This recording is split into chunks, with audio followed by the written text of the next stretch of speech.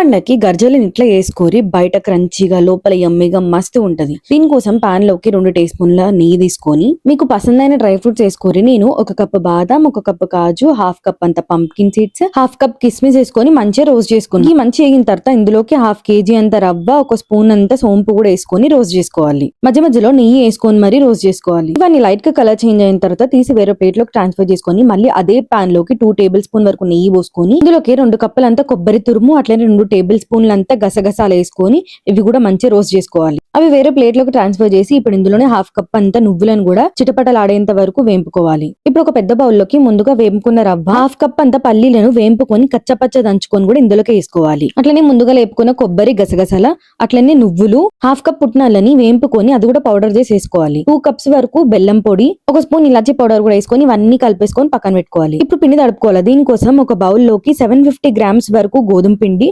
250 grams వరకు మైదా పిండి, ఎట్లా అంటే గోధుమ పిండి అండ్ మైదా పిండి కలిపి 1 కేజీ ఉండేలా చూసుకోవాలి.